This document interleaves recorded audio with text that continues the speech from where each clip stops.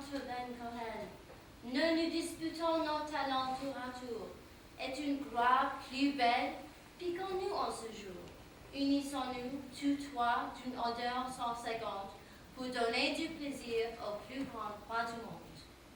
Unissons-nous, tous trois, d'une odeur sans seconde, pour donner du plaisir au plus grand roi du monde. De ces travaux, plus grands qu'on ne peut croire, il se vient quelquefois de lasser parmi nous. Y a-t-il de plus grand gloire? Est-il bonheur plus doux? Unissons-nous, tous trois, d'une ardeur sans seconde, pour donner du plaisir au plus grand roi du monde.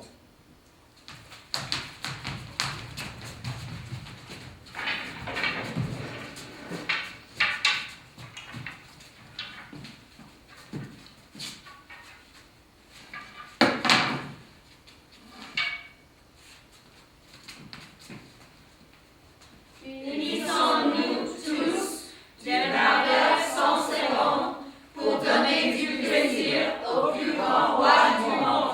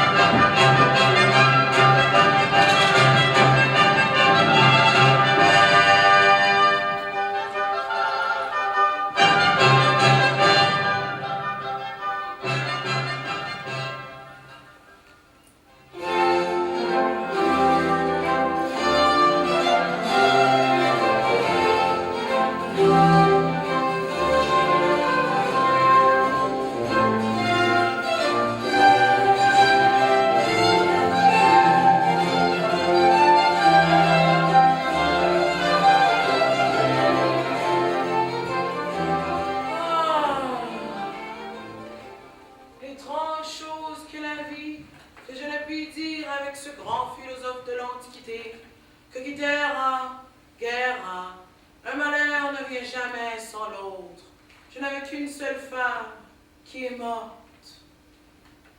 Et combien de gens comme voulez-vous avoir? Elle est morte, monsieur mon ami. Cette perte m'est très sensible. Je ne puis m'en ressouvenir sans la pleurer. Je n'étais pas fort satisfaite de sa conduite et nous avions le plus souvent de disputes ensemble. Mais enfin, la mort ajuste toutes choses. Elle est morte. Je la pleure. Si elle était encore en vie, nous nous querellerions. De toutes les enfants que le ciel m'avait donnés, il ne me reste qu'une seule fille. Et cette fille est toute ma peine, car enfin je la vois dans une mélancolie le plus sombre du monde, dans une tristesse épouvantable, dont il n'y a moyen de la retirer et dont je ne saurais même apprendre la cause. Pour moi, j'en perds l'esprit et j'aurais besoin de bons conseils sur cette matière. Vous êtes ma nièce, vous ma voisine, vous mes compères et mes amis, je vous prie de me dire tout ce que je dois faire. Pour moi, je soutiens que la braverie est la chose qui réjouit le plus les filles. Et si j'étais que de vous, je lui achèterais dès aujourd'hui une belle garniture de diamants, de rubis ou d'émeraudes. Et moi, si j'étais en votre place, j'achèterais une belle tenture de tapisserie, de verdure ou un personnage que je ferais mettre à sa chambre pour lui réjouir l'esprit et la vue. Pour moi, je ne ferai point tant de façon et je le marierai fort bien et le plus tôt que je pourrais avec cette personne qui vous l'a fait, me dit-on. Demandez. Et moi, je tiens que votre fille n'est point du tout propre au mariage. Elle est d'une complexion trop délicate et trop saine. Laissez-la vouloir bientôt envoyer un autre monde que de l'exposer comme elle est à faire des enfants. Le monde n'est point du tout son fait. Et je vous conseille de la mettre dans un couvent où elle trouvera des divertissements qui seront mieux de son humeur. Tous ces conseils sont admirables, assurément, mais je les tiens un peu intéressés et trouve que vous me conseillez fort bien pour vous. Vous êtes orphelin, Monsieur Josse, et votre conseil sans son homme qui veut se défaire de sa marchandise. Vous vendez des tapisseries, Monsieur Guillaume, et vous avez la mine d'avoir quelques tentures qui vous incommodent. Celui que vous aimez, ma voisine, a, dit-on, quelques inclinations pour ma fille, et vous ne serez pas fâché de la voir la femme d'un autre. Et quant à vous, ma chère nièce, ce n'est pas mon dessein, comme on sait, de faire marier ma fille à qui que ce soit.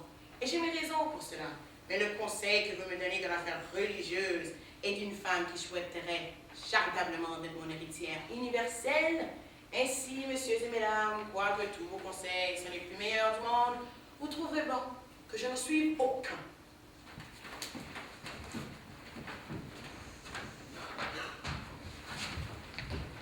Voilà de mes donneurs de conseils à la mode.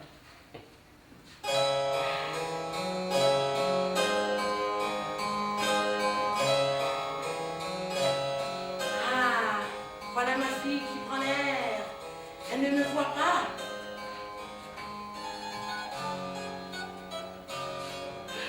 Elle soupire. Elle lève les yeux au ciel. Dieu vous garde. Bonjour, mamie. Eh bien, qu'est-ce? Comment vous en va? Toujours triste et mélancolique? Et tu ne veux pas me dire ce que tu as? Allons donc.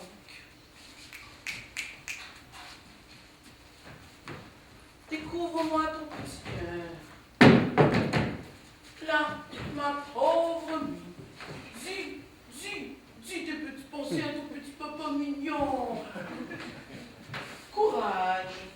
Veux-tu que je te baise? Viens. J'enrage de l'avoir de cette humeur-là. Mais dis-moi, que tu me fais mourir de déplaisir et ne puis savoir d'où vient cette grande longueur. Découvre-moi la cause, et je te promets que je ferai toute chose pour toi.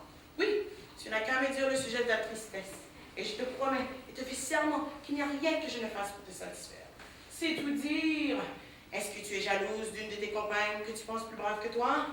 Serait-il quelques étoffes nouvelles dont tu voulais sur la vie? Non. Est-ce que ta chambre ne te semble pas assez pareille et que tu aimerais quelques cabinets de la force Saint-Laurent? Ce n'est pas cela. Aimerais-tu apprendre quelque chose? Peut-être avoir, je ne sais pas, quelqu'un pour te montrer à jouer du clavecin? Néni, aimerais-tu? Aimerais-tu quelqu'un souhaites-tu de me marier?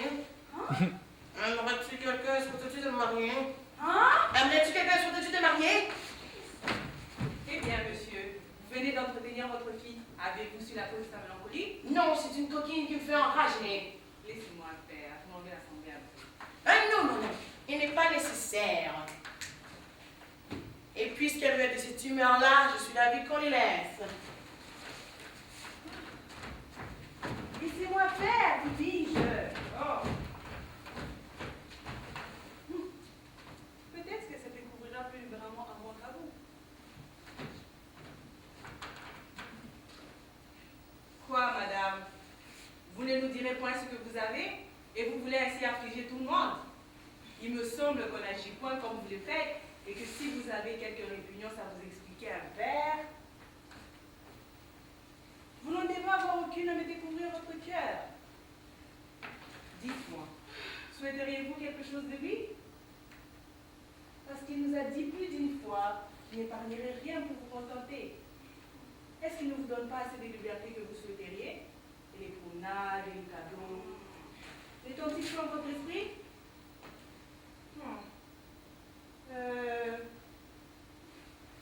Avez-vous reçu quelque de plaisir de quelqu'un?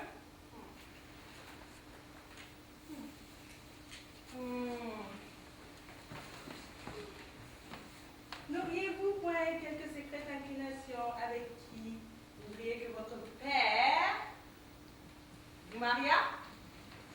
Ah, je vous entends. Que diable, voilà l'affaire.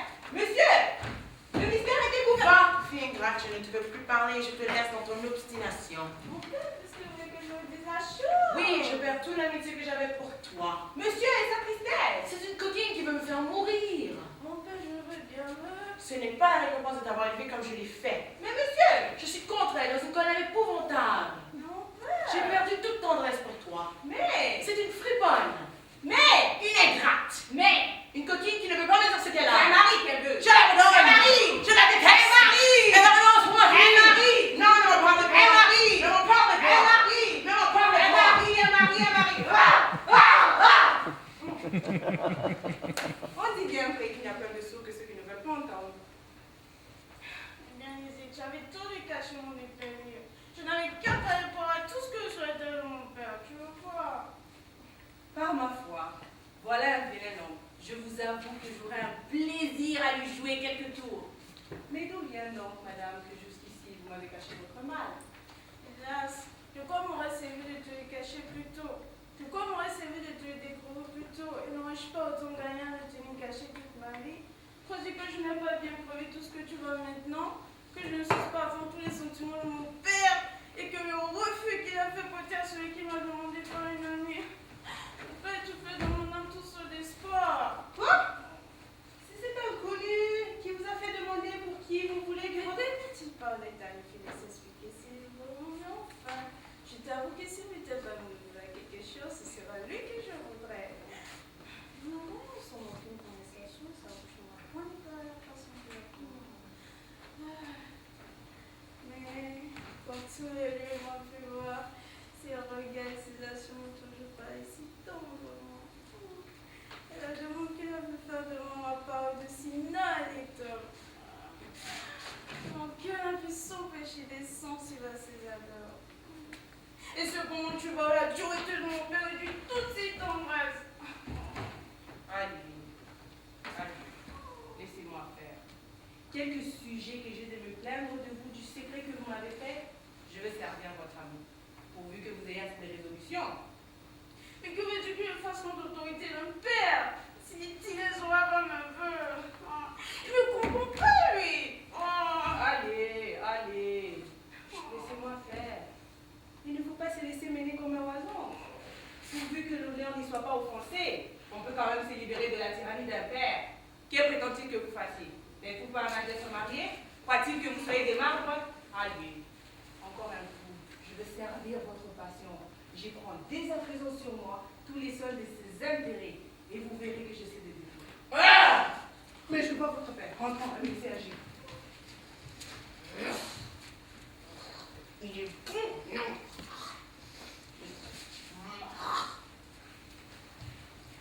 Non, non, pour moi. Il est bon quelquefois de ne point faire semblant d'entendre les choses qu'on n'entend que trop bien. Et j'ai fait sagement de parler la déclaration de désir que je ne suis pas résolue de contenter. À jamais rien vu de plus tyrannique que cette coutume où l'on veut assujettir les pères. Rien de plus impertinent et de plus ridicule que d'amasser du bien avec de grands travaux et pour élever une fille avec beaucoup de soin et de tendresse, pour se dépouiller de l'un et de l'autre entre les mains qui ne nous touchent de rien. Non, non, je me moque de cet usage. Je veux garder mon bien et ma fille pour moi. Ah, ben ah, disgrâce! Oh, pauvre Seigneur, Camarel, où pourrais-je te rencontrer? Que dit-elle là? Ah, misérable père, que feras-tu quand tu sauras cette nouvelle? Que sera-ce? Ma pauvre maîtresse! Je suis perdue! Oh! Lisette! Quelle aventure! Lisette! Quelle accident! Lisette! Quelle fatalité! Qu'y a-t-il? Votre fille!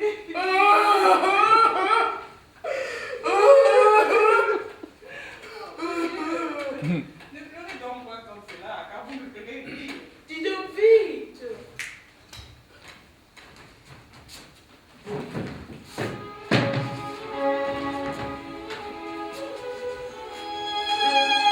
Votre fille!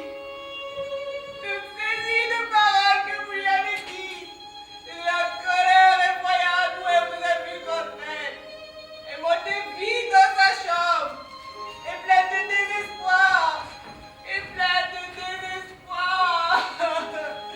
a ouvert la fenêtre qui regarde sur la rivière. Eh bien, Les vents et les yeux au ciel. Non! A-t-elle dit? Mais t'es possible de venir avec le courroux de mon père. Et puisqu'il me renonce pour sa fille, je veux mourir. elle s'est jetée! Non, monsieur. Elle a fermé tout doucement la fenêtre et s'est allée se mettre sur le lit. Pleine de désespoir, elle s'est mise à pleurer amèrement. Tout d'un coup, son visage a pâli, ses yeux se sont tournés et le cœur lui a manqué. Et elle s'est démêlée entre les bras. Oh, ma fille! Ma pauvre l'a tourmentée. Je l'ai fait revenir, mais cela lui reprend de moment en moment. Et je crois qu'elle ne passera pas la journée. Champagne! Champagne! Comment acquérir les médecins en quantité? On ne peut trop avoir de pareilles aventures. Ah, ma fille, ma pauvre fille!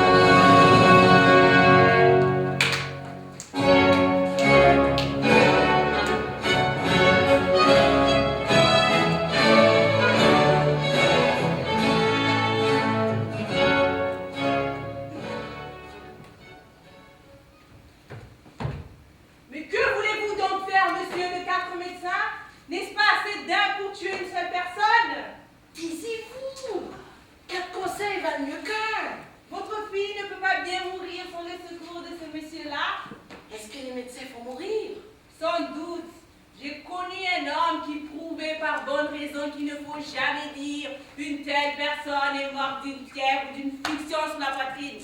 Elle est morte de 4 médecins et de 2 apothicaires. Chut! N'offensez pas ces messieurs-là! Ma foi, monsieur, notre chat s'est réchappé depuis peu d'un saut qui fut du haut de la maison sur la rue. Il fit 3 jours sans manger. Il ne pouvait remuer ni pieds ni pattes. Il est bien heureux qu'il n'ait point de chat médecin, car toutes ses affaires étaient faites. Il n'aurait pas manqué de le purger ou de le saigner. Taisez-vous! Mais voyez quelle pertinence, les voici! Prenez garde, car vous allez être bien édifiés. Ils vous diront que votre fille est malade.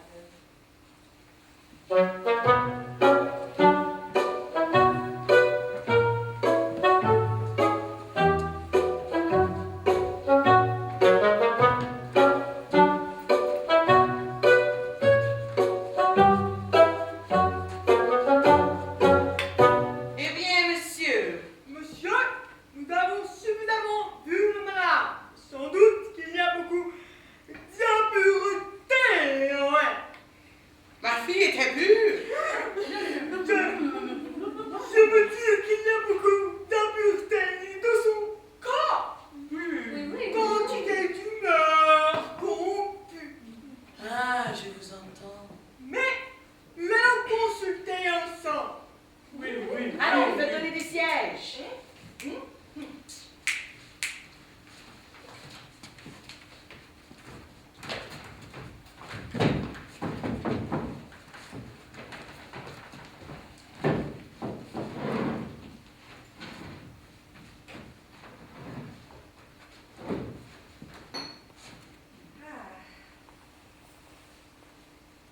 Ah, monsieur, vous en êtes?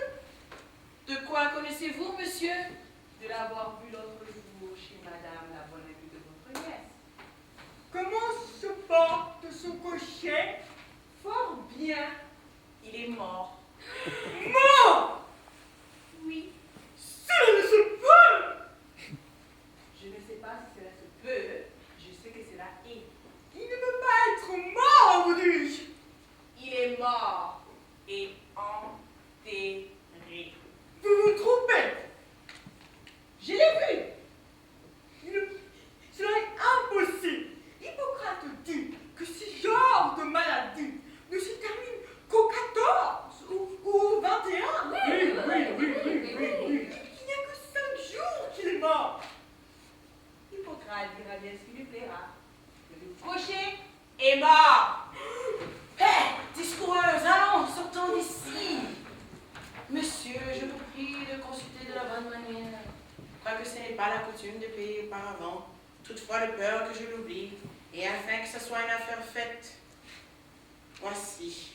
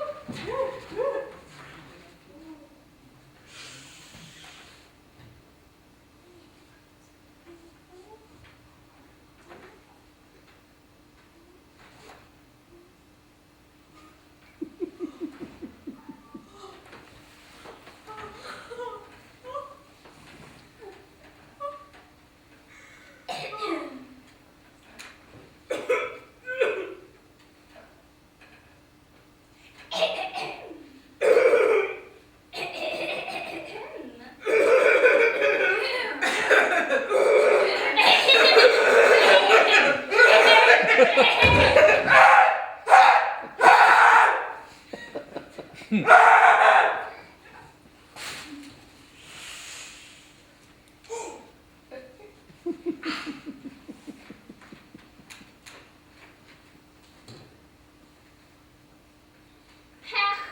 est étrangement calme. Il faut faire des longs trajets qu'on ne pratique dans un peu. Il faudrait dire que j'ai une mule admirable pour cela, et qu'on a peine à croire le chemin que je lui ai fait faire tous les jours.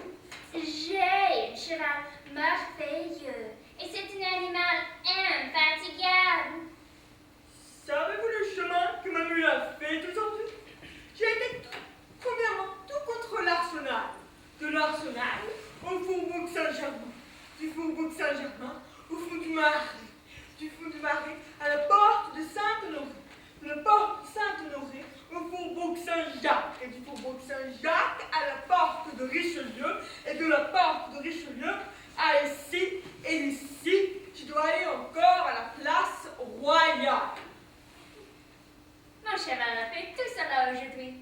Et plus, j'étais à Rouen pour un malade. Mais à propos, quel parti preniez-vous dans la querelle des deux médecins, Théophraste et Arthuétus? Car c'est une affaire qui partage tout notre corps.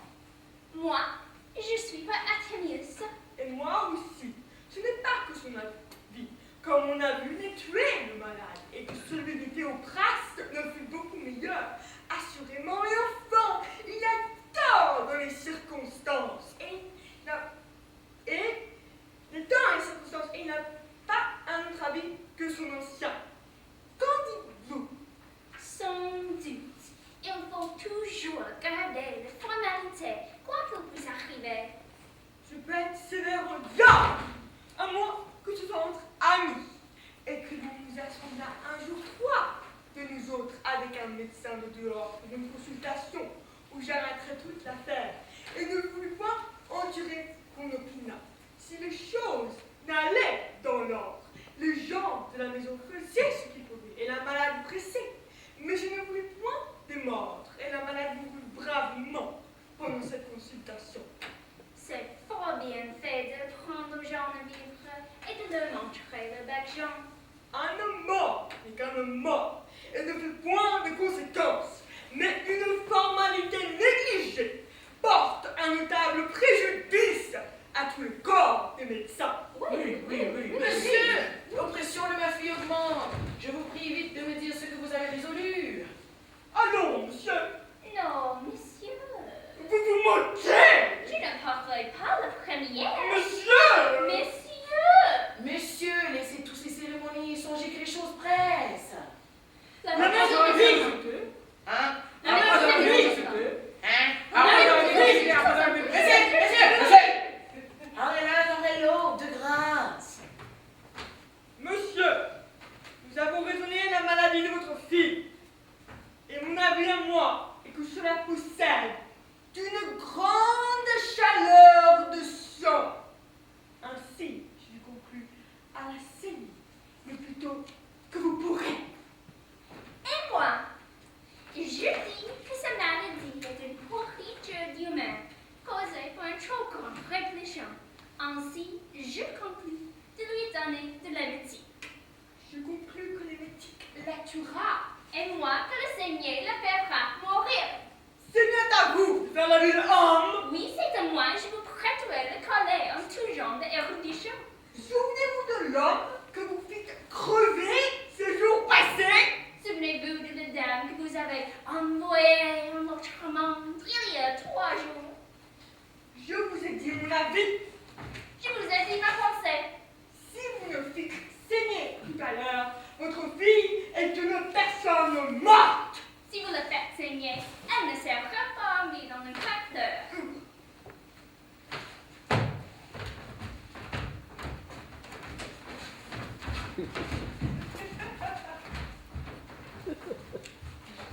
À qui croire les deux? Il faut procéder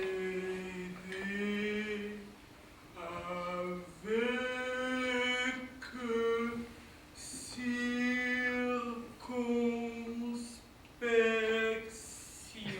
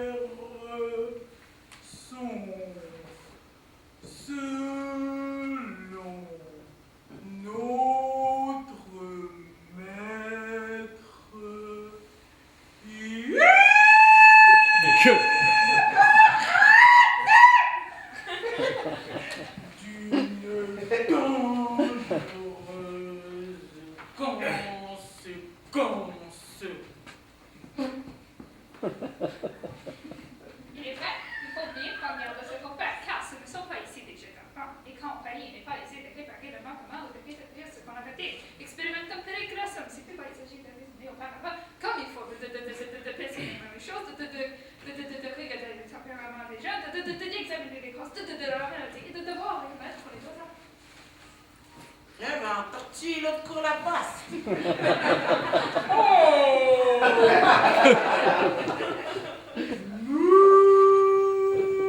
Monsieur, pour venir au fait, je trouve que votre fille a une maladie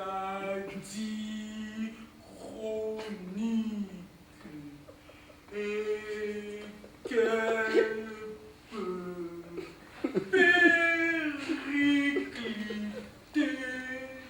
si on ne lui donne du secours. Oh non, d'autant que cet homme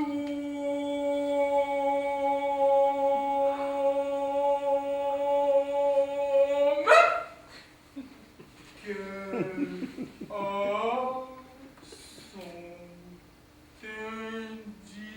indicatif d'une vapeur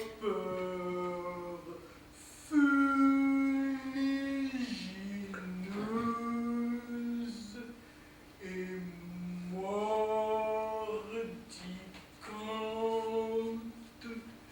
qui lui picote les membranes du cerveau.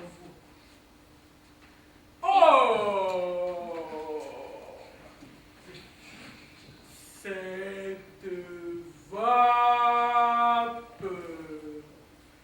que nous nommons en grec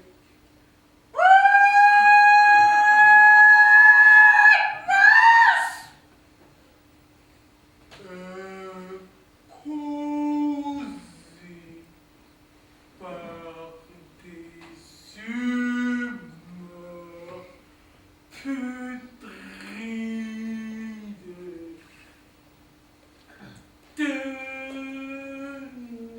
tenaces et enrétineuses qui sont contenues dans le bas-ventre. Et comme ces humains ont été enchantés par une longue succession de temps, elles ont cuit et acquis cette malédicité qui peut me faire vision du cerveau. C'est bien donc que pour tirer, détacher,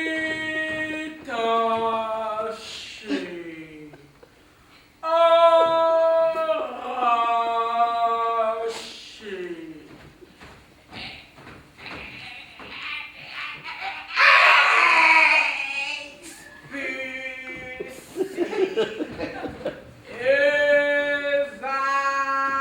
évacuer les dites humeurs,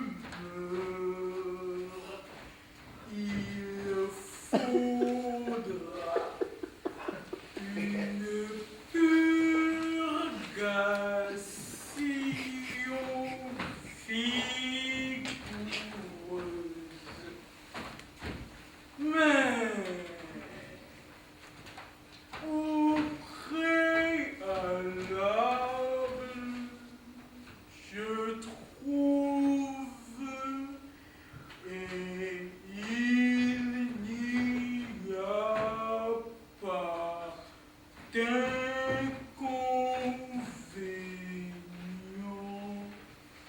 d'user de petits remèdes anodins.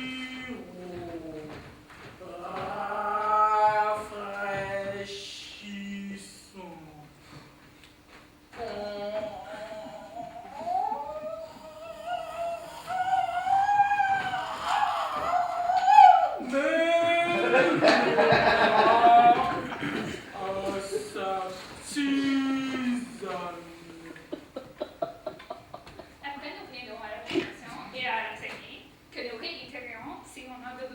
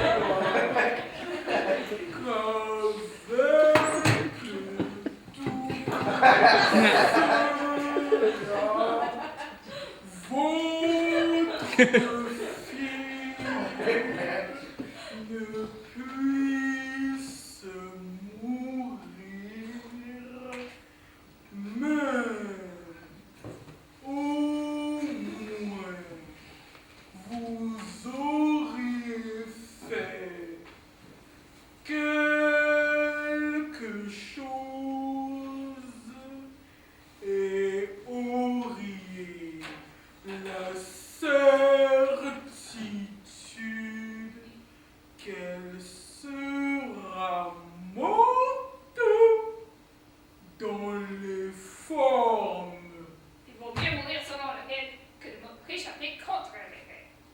Nous vous disons sincèrement notre pensée. Et nous vous avons parlé comme nous parlions à notre propre frère. Hein. Mhm.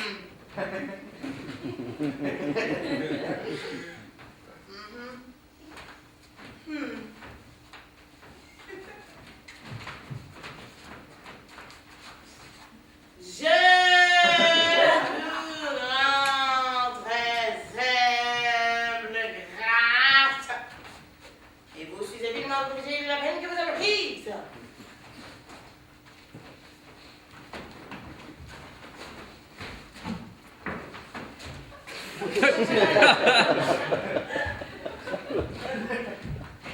Me voilà justement un peu plus incertain que je l'étais auparavant. Morbleu, il me vient une fantaisie. Il faut que j'aille acheter de l'orvétan et que je lui fasse prendre. L'orvétan est un remède dont beaucoup de gens se sont bien trouvés. Voilà, monsieur!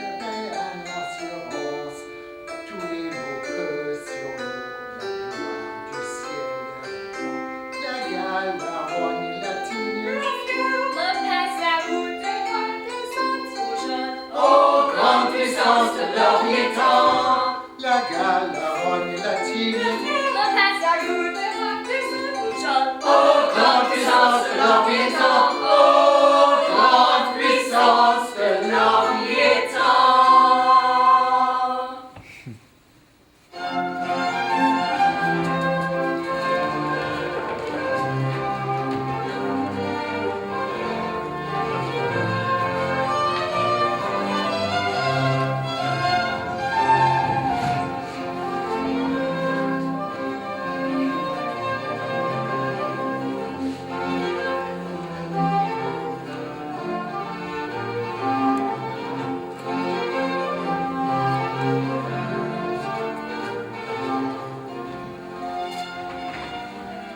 Eh bien, Lisette, me trouves-tu bien ici? Le mieux du monde, et je vous attendais avec impatience. Enfin, le ciel m'a fait d'un naturel le plus humain du monde, et je ne puis voir des amants soupirer l'un pour l'autre sans qu'ils me prennent une tendresse charitable et un désir ardent de soulager les maux qui souffrent. Je veux, à quelque prix que ce soit, tirer Lucelle de la tyrannie où elle est et la mettre en votre pouvoir. Ah, l'amour risque des choses extraordinaires. Nous avons concerté ensemble une manière de stratagème qui pourrait peut-être vous réussir. L'homme à qui nous avons affaire n'est pas le plus fin de ce monde. Et si cette aventure nous manque, nous trouverons mille et une autres voies pour arriver à notre but. Attendez-moi là seulement, je vais vous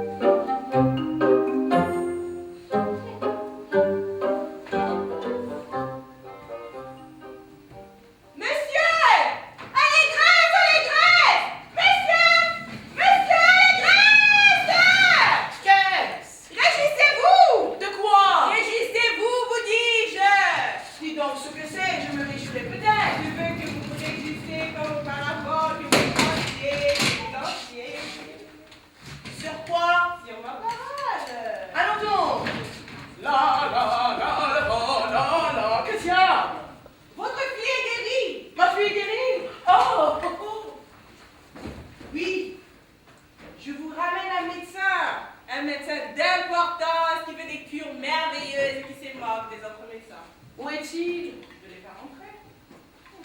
Il faut voir si celui-ci sera mieux que les autres. Le voici. Ah, voilà un médecin qui a la barbe bien jeune. La science ne se mesure pas par la barbe. Et ce n'est pas par le menton qu'il est agile. Monsieur, on m'a dit que vous avez des remèdes à faire pour aller à la selle. Monsieur, mes remèdes sont différents de ceux des autres. Ils ont l'émétique, les saignées, les lavements, les médecines. Mais moi, je guéris par des paroles, par des sons, par des laits, par des ravissement et par des anneaux constellés. Monsieur, quand votre fille est là tout habillée dans une chaise, je vais la faire passer par ici. Oui, fait.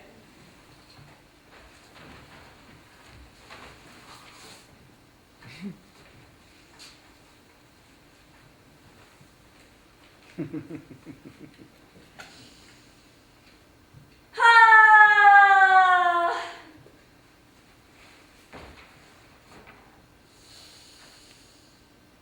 Ah!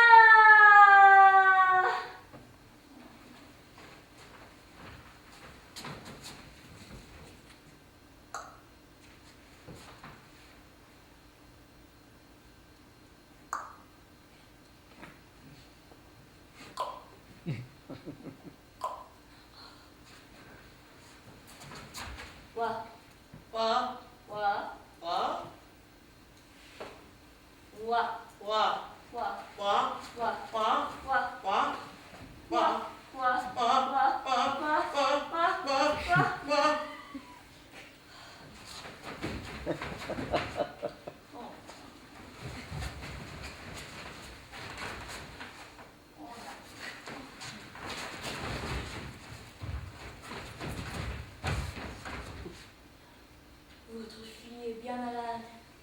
connaissez cela ici? Oui, comme le sympathie qu'il y a entre le père et la fille.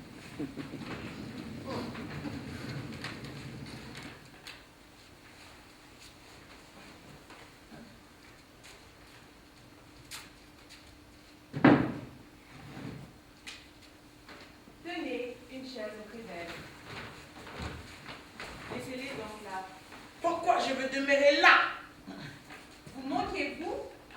Il faut s'éloigner. Un médecin a son chose à demander qui n'est pas honnête qu'elle nous entende. Ah, madame, que le ravissement où je me trouve est grand et que je sais peu par où vous commencez mon discours, tant que je ne vous ai parlé que des yeux.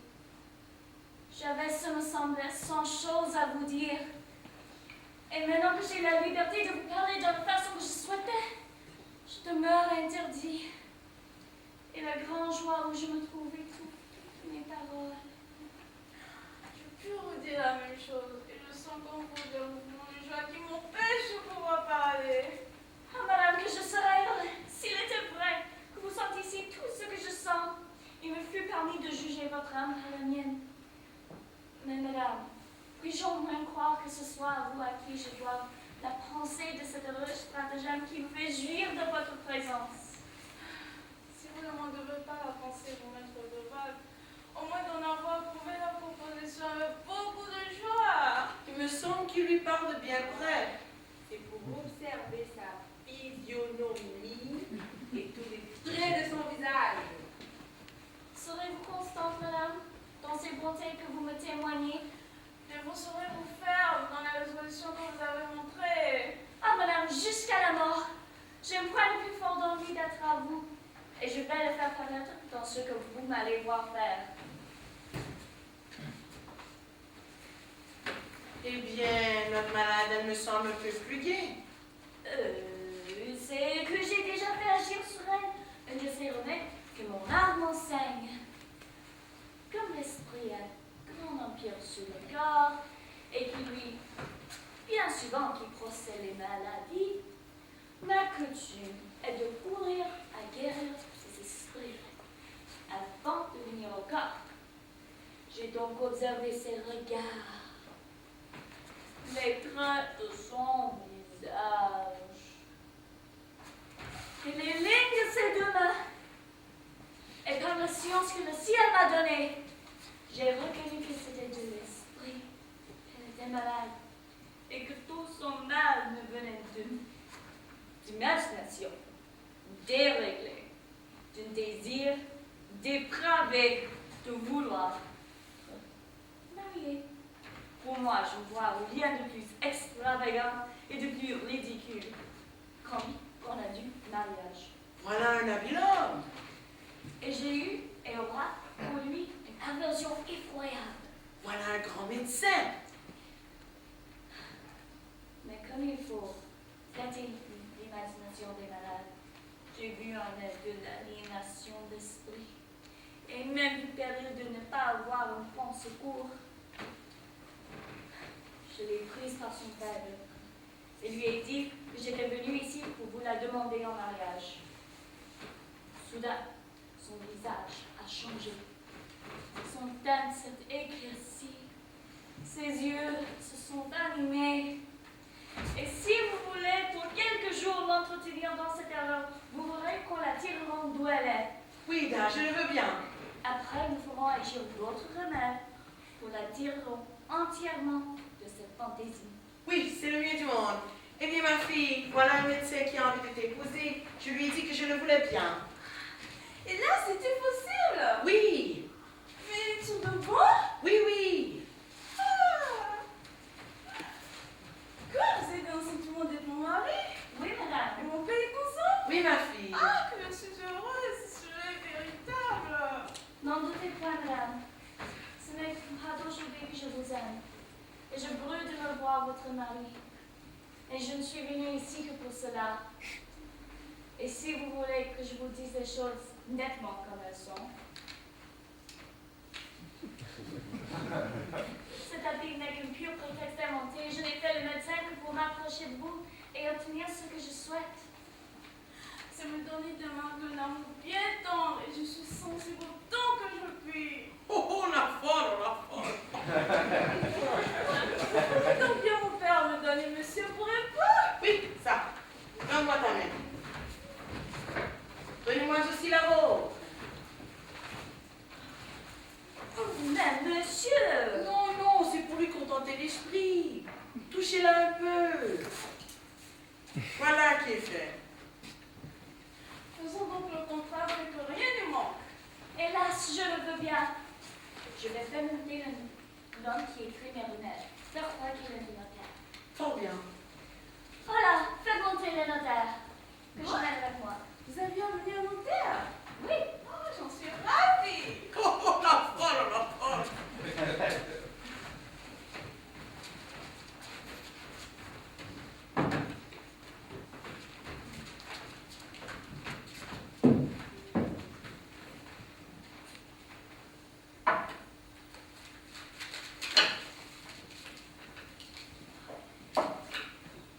Oui, monsieur, il faut écrire un contrat pour ces deux personnes-là. Écrivez. Voilà le contrat qu'on fait. Je lui donne 20 000 écus en mariage. Écrivez. Je me suis bien obligée, mon père. Voilà qui est faite. Vous n'avez que venir signer. Voilà un contrat bientôt bâti.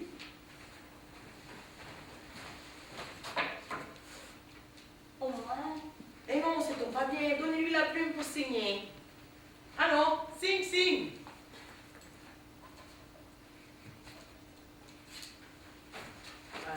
Rava, je signerai tantôt. Non, non, non, non, non, je veux avoir le contrat entre mes mains. Hein?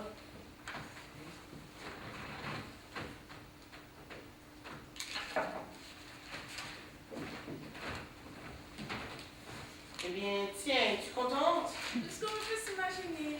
Voilà qui est bien, voilà qui est bien. au reste, je n'ai pas la seule précaution d'amener un notaire. Je mène avec moi aussi des bois et des instruments pour célébrer la fête et nous faire réjouir. Qu'on les fasse venir.